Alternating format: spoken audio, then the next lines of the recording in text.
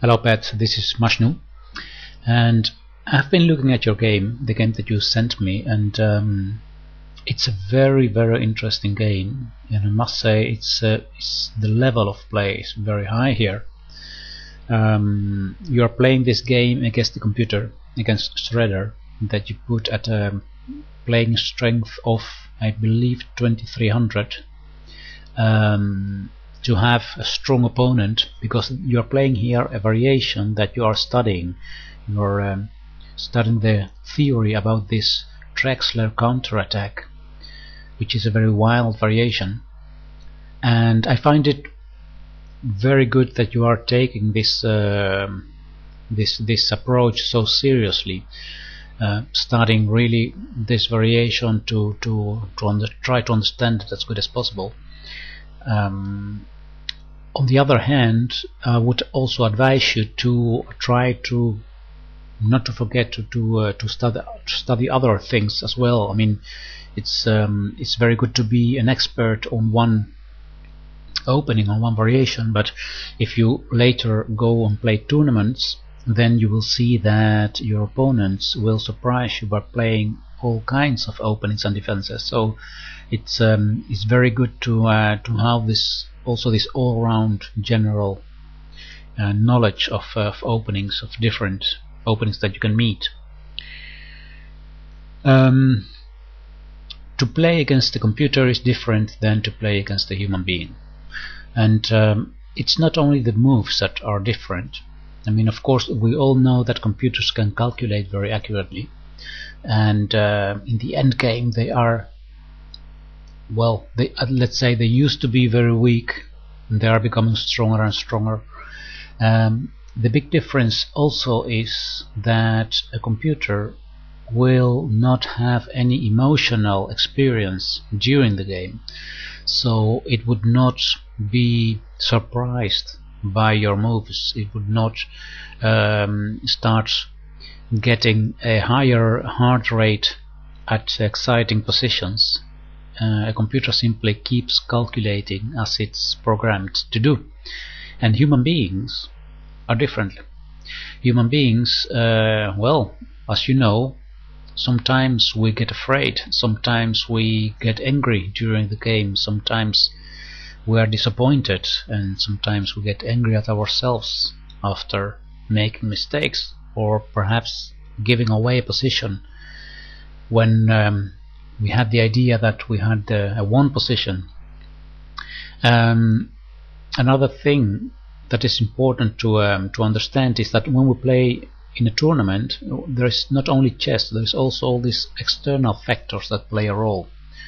Distractions of the environment, sounds, sometimes opponents that don't behave very fair, in the sense that they try to distract you by moving, shaking a leg, well, so the whole table starts shaking a bit, or they offer you a cup of coffee at the moment that it's your turn to move and you are concentrating, so they get you out of the concentration. All those kind of things play a role as well, and those are big difference between playing against computer and playing against humans. So what you write me in your message is that you're right now playing against the computer a lot, and later you would like to play tournaments. I would not delay that decision too long. I would do it as soon as you can, actually, because it's really a very exciting and beautiful experience to really play with fellow chess players, and also, you know, interact with them and talk about the game, analyze together, things like that. It's a very social happening as well. Well, enough talking in general terms. Let's now go to the game, because here, let's see what it's all about. It's about e4, e5, knight f3, knight c6, bishop to c4, knight f6, knight g5, threatening to take on f7, and in this position the most common move is d5 to attack the center and prevent this taking on f7. But this Traxler counterattack is the move bishop to c5. allowing white to take on f7. Now white can take in two ways: knight takes f7 or bishop takes f7. And in this game the computer chooses to take with the knight. Knight takes f7. Bishop takes f7 has been played as well in tournament games, but the computer probably is a bit materialistic and thinks, if I take with the knight, I attack the queen and the rook, so winning material is an important thing. And well, you have studied the theory about this opening, and you know that what you need to do here is strike back immediately on f2 with the sacrifice bishop takes f2 check. So let's say that here the game really starts. Here starts the fight. Your queen is under attack, your opponent's king is in check, and he must play either king takes f2 or king to f1. Now your study about this variation tells you that king to f1 is the best move, and the computer found it.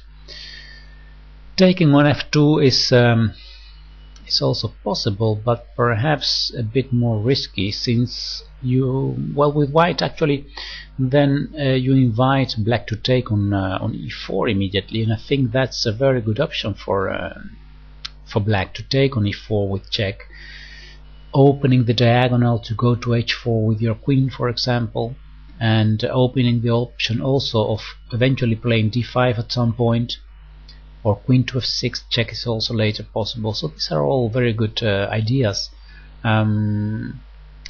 King to g1 is probably the best reply by white, and here perhaps queen to f6 or queen to h4. Queen to h4 would have as an idea that we are not only threatening checkmate here, but if white plays g3, then perhaps a sacrifice on g3 is possible to take right now. Knight takes g3, because if white would take on g3, then queen takes g3 check, king goes to f1, and look at this king is completely in open space. So probably d5 is a very strong move here to sacrifice this pawn in order to open the diagonal for the bishop to go to h3 with a check. And here white must take on h3, because otherwise it's checkmate. I mean, if the king goes to e2, then knight d4 is checkmate. So white needs to take here, and then queen takes with check. And I think that it's not exaggerated to say that black has a very promising position here.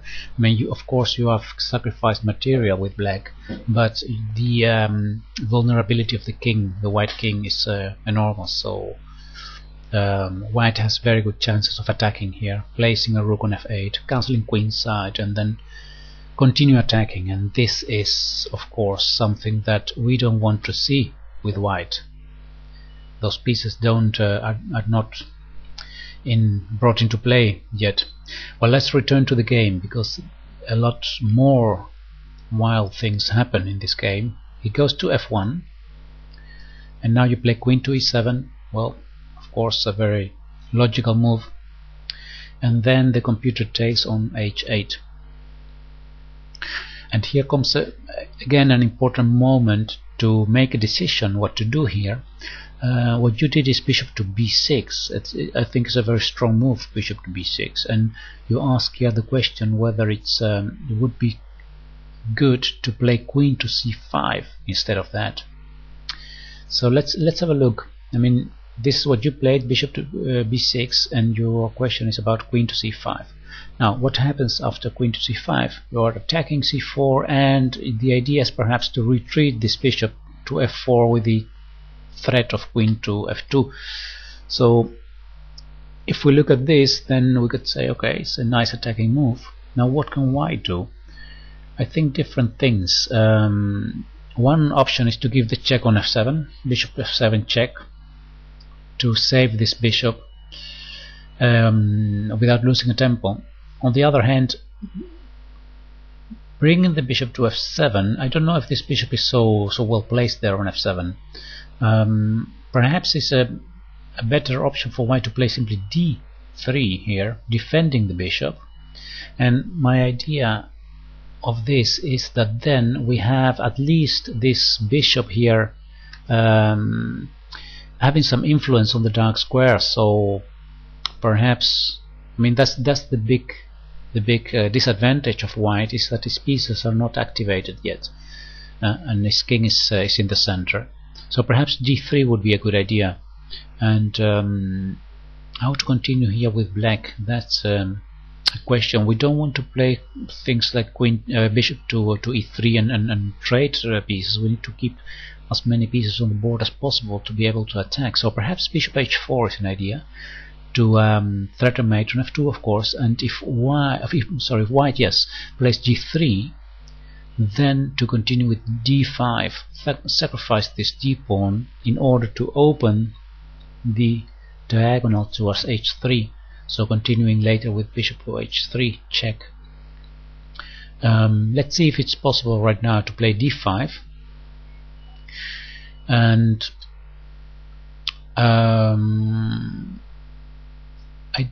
don't believe that taking on h4 is good for white, because then the defense of the white king becomes more difficult. So if it takes here, then we can simply take this bishop on c4, and this king doesn't look good there. Later we can continue perhaps with bishop to h3 check and castling queenside and bring the rook to the f file, perhaps taking here on h8. Instead of taking on h4, let's see, if it takes on d5, either with pawn or with bishop, we need to calculate here. Let's see,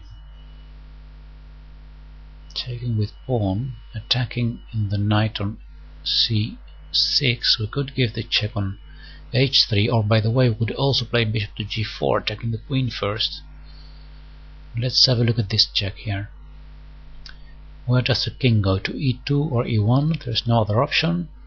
Let's say it stays on this first rank.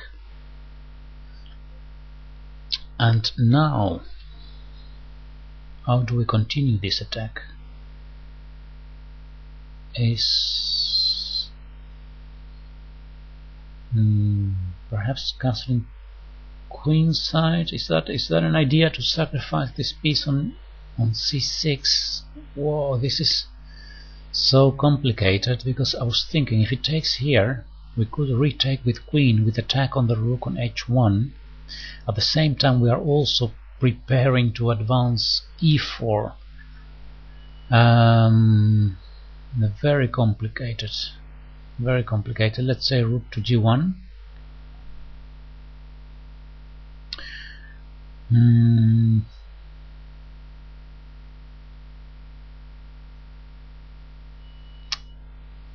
Queen back to c5 perhaps. If we play e4, he will take on h4. So perhaps threaten the rook again. I think it will go back to h1 again, right? Or there's also a check on e. No, there's nothing. I think rook h1.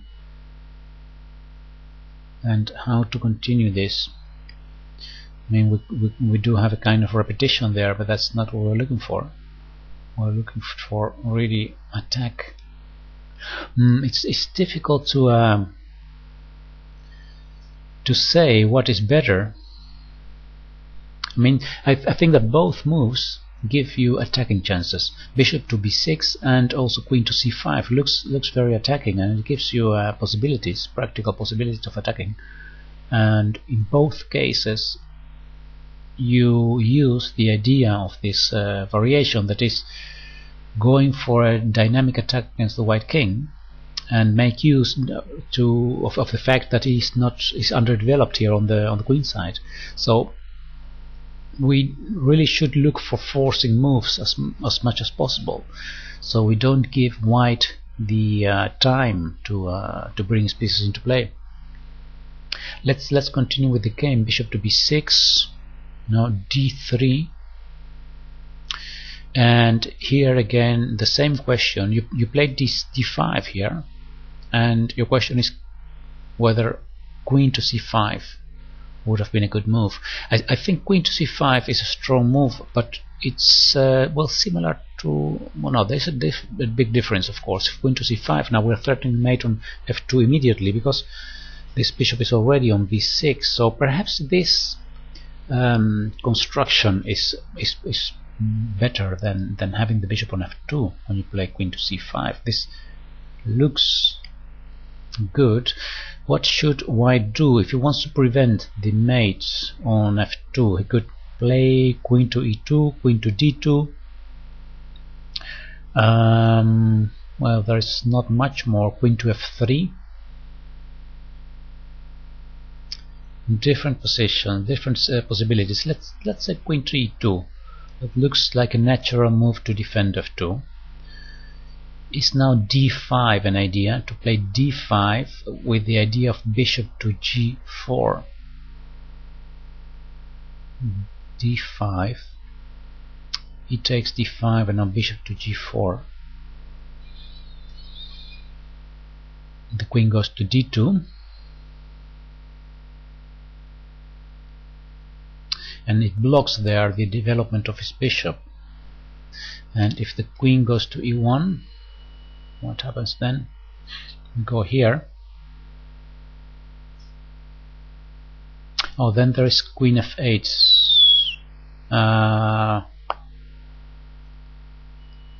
Queen f8 with threats of moving this knight and giving check. Complicated. Let's see. What if bishop e3 here? Knight e4 check. Knight takes d5 check. Knight takes d5 check, and then we take on e3, right? Yeah. Well, I could play bishop f2. But still we have knight e3 check, king g1, knight takes c2, like this.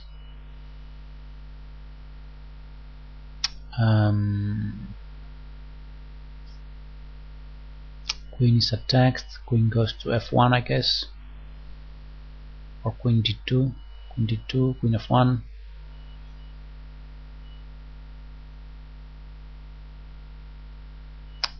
Queen d2. Now we could go for a simplification of the position of queen takes f2, queen takes f2, knight takes a1.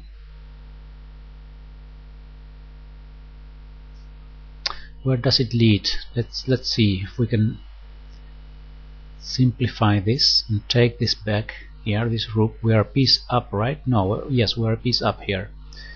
So if we can keep it like this, so if we can save this knight somehow, then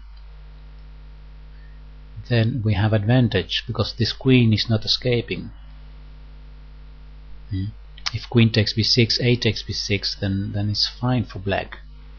We can castle queenside later and use the rook. Interesting. I think this is giving black good attacking chances. Queen to c5. Queen to c5. Let's have a look at this check here.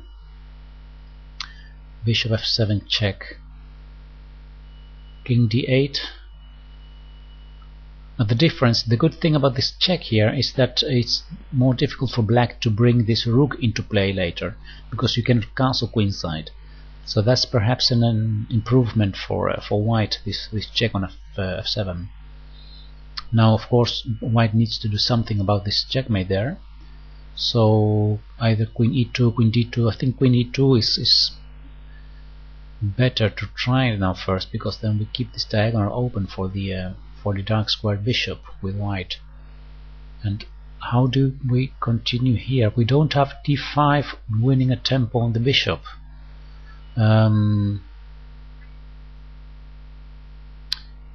Perhaps knight to d4, attacking the queen. Queen to d2.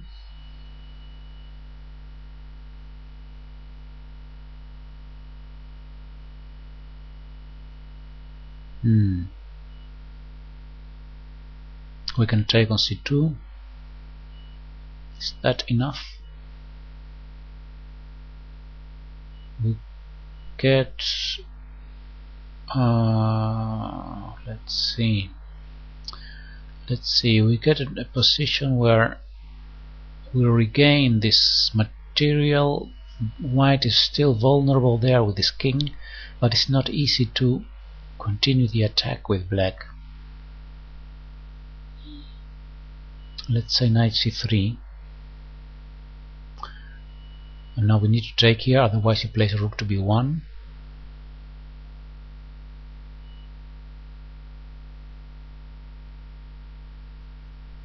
And now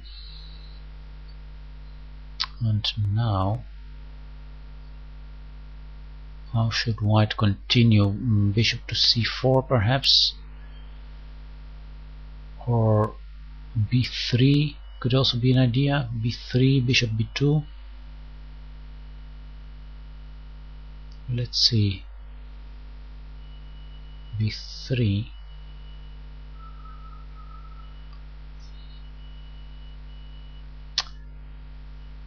Perhaps c6 and d5. Not sure.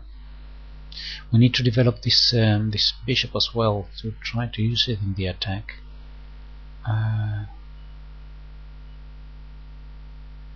Or should we try to regain this material on h8 by playing queen to f8? We have then the queen on this file against king, but I'm not convinced, because the queen is also here well placed, and we didn't bring it there to bring it back to f8. Well, not easy to find a forcing line. c6 and d5, and then knight to g4 perhaps.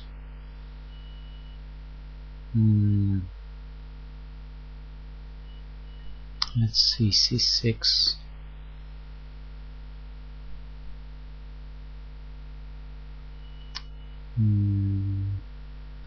Bishop to b2.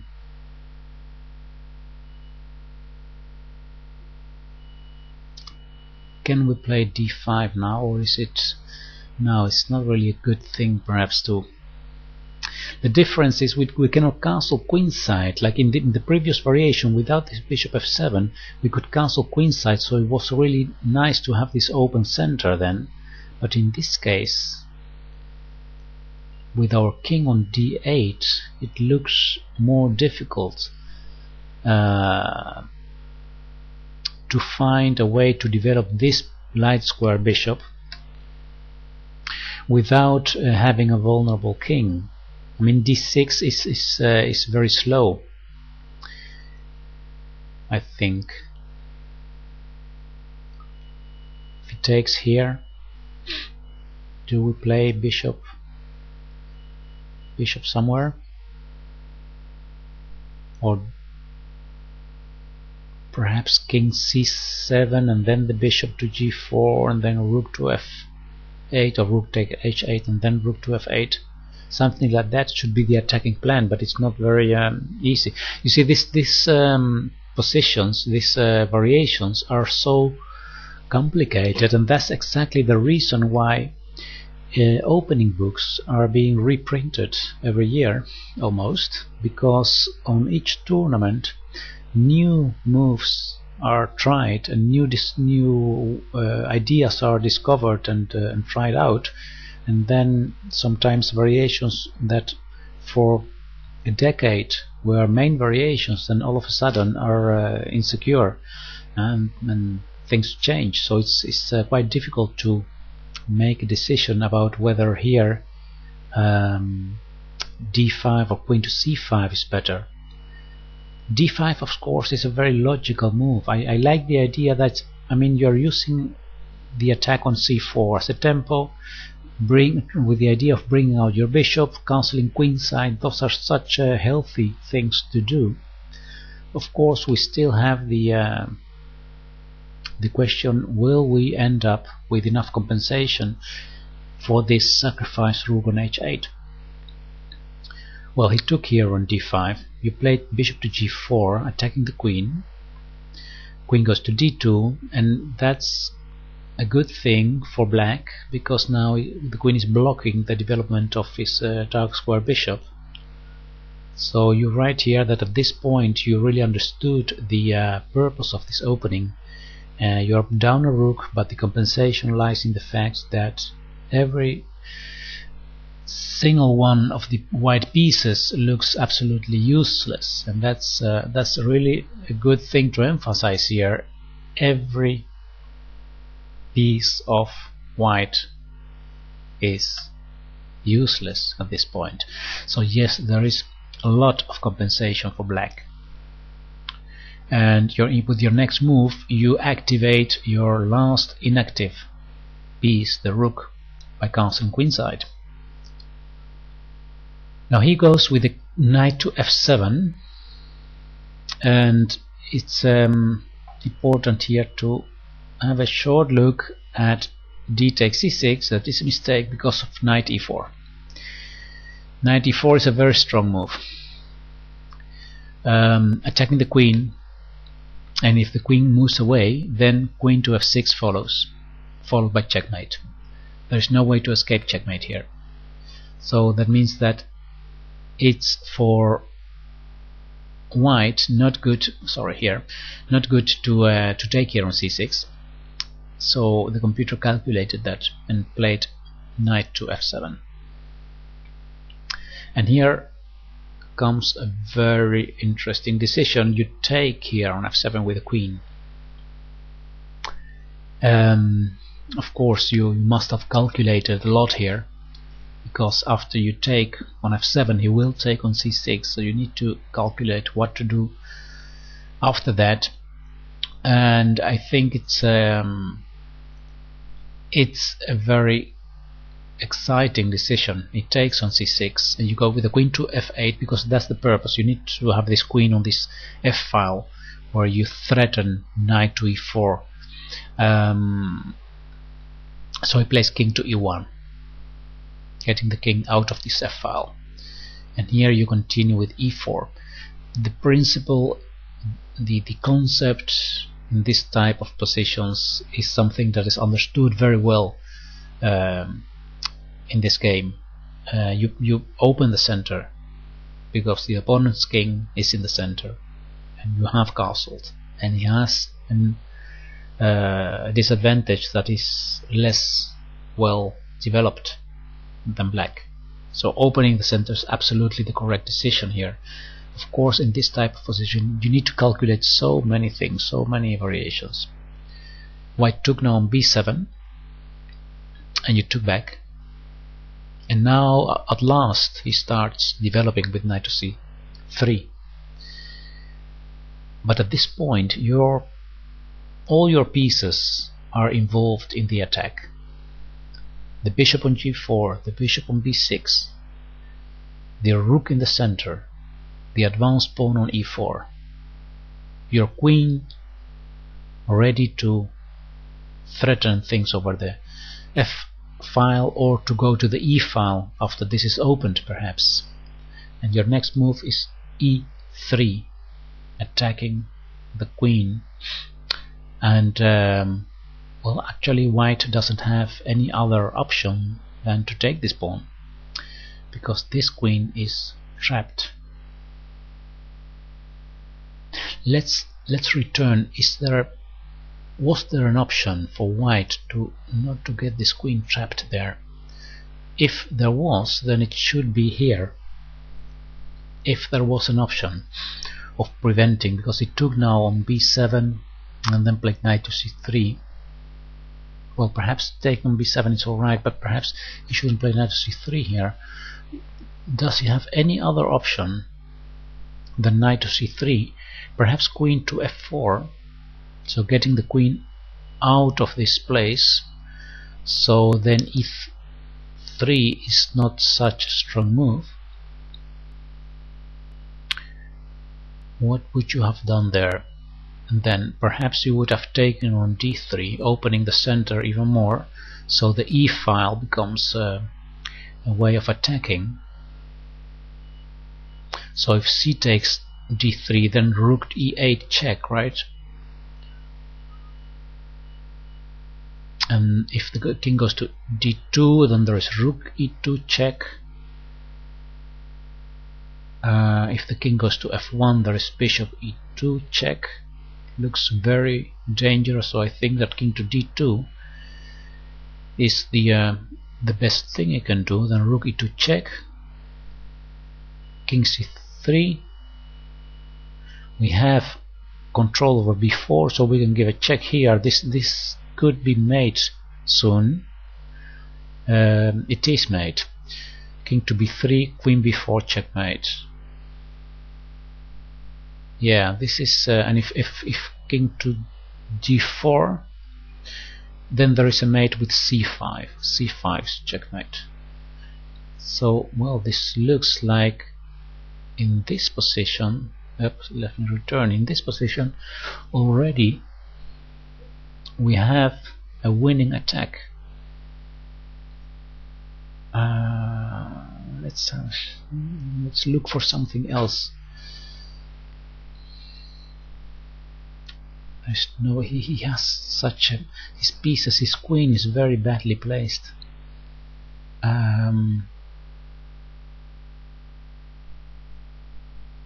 Yeah, there is, he takes there and then plays knight c3, and then this capturing the queen, and there was no other good option for him. So that means that, I mean, I'm convinced that here black has a very good position. So perhaps the white side should have done something different here. Instead of knight f7, perhaps this is the moment to try to develop with knight to c3. Could that be the correct thing to do with white? Here rook f8 is strong, queen f8 is strong. I like rook f8 actually, threatening knight e4 check. So the king should go here again, and then we still again can play e4.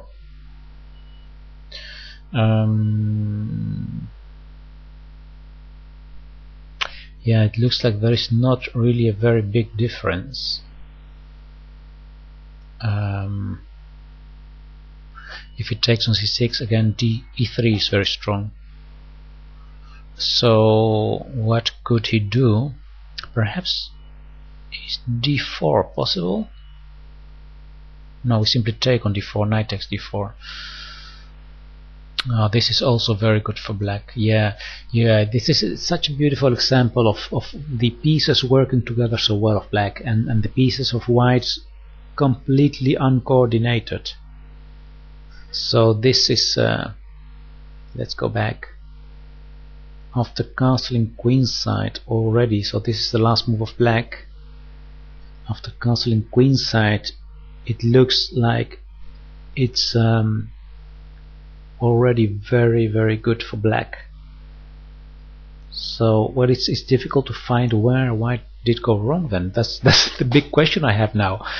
Was this move queen to d2 wrong? Well, it didn't have any other option actually. So we should go back one more move. Well, queen to e1, then queen to f8. And we threaten a very dangerous check with knight takes d5 check or knight to e4 check. So this looks promising for black, very promising. Let's go back again.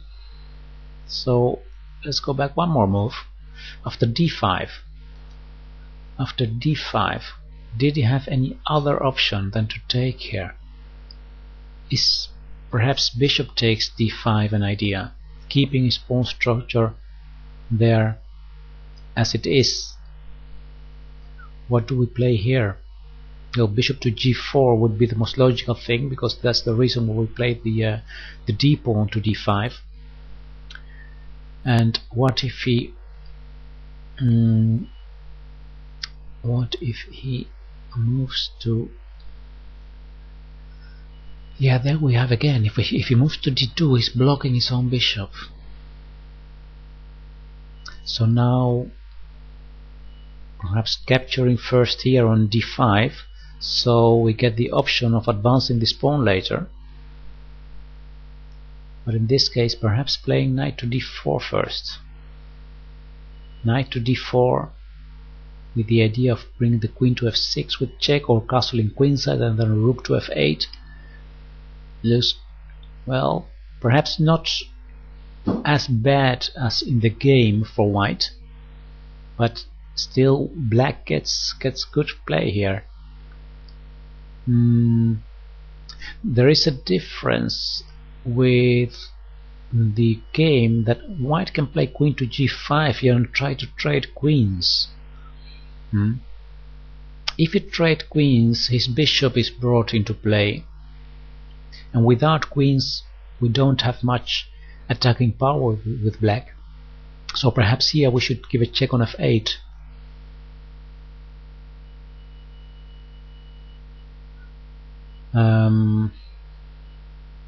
And this looks very dangerous.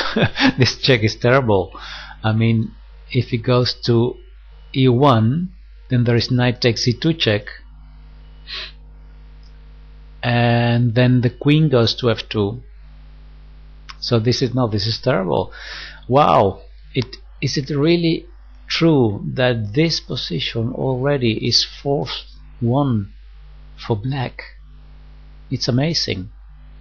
It's move number 8, you know. So that would mean that after bishop to b6 we already have advantage with black. Well, white played d3 here. Perhaps there is a difference. There we need to find something for white here.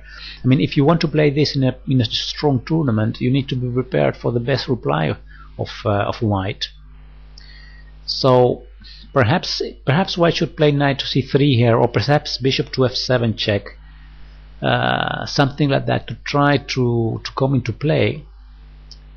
Let's say knight c3. Queen to c5 we could play queen to f8, by the way, as well, or d5. Now d5 is perhaps not a very, oh, well, queen to, let's stay with the same patterns. Queen to c5, threatening this checkmate here. So queen to e2 must be played, is almost forced, and then d5. Let's see, d5. If e takes d5, then again the same idea of bishop to g4, attacking the queen. The queen must stay there defending f2. So queen to e3, but then we take on c4 with check. This is a very interesting line, this this bishop to b6 that you played. Let me show just how the game continued now, because I think that you have played this so well. Queen to d2, cancel queenside, and then knight f7 was played, and you took on f7, and he took on c6, and you went to f8, king e1, and then e4. He takes, check, retake, knight c3 and e3. So this is where we left, and the conclusion is here that well, you win the queen. So I would say it's all over.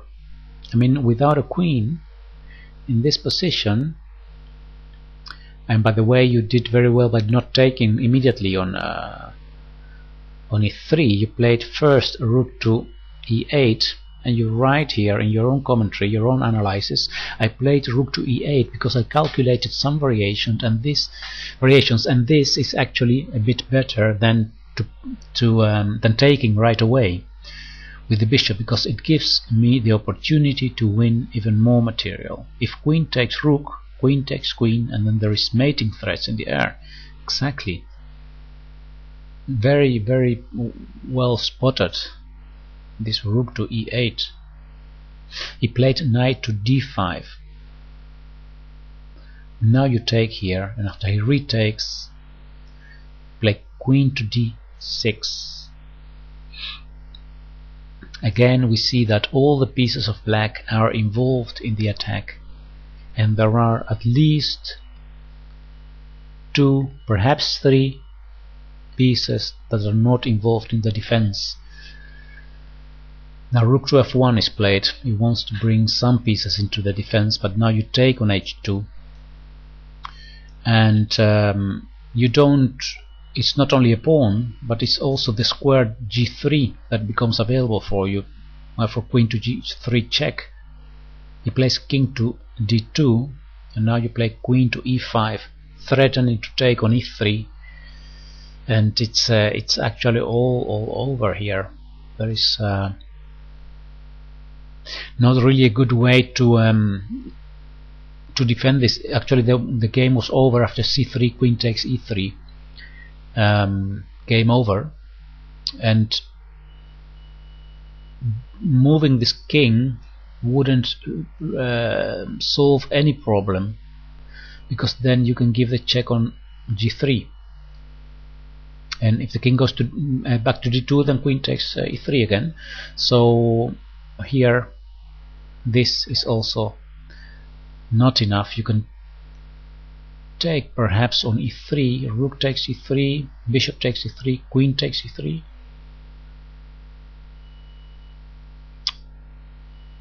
Let's have a look. Takes, takes, takes. This looks enough for winning this this game. There's only one move, of course, here, and then we need to bring the knight to g3.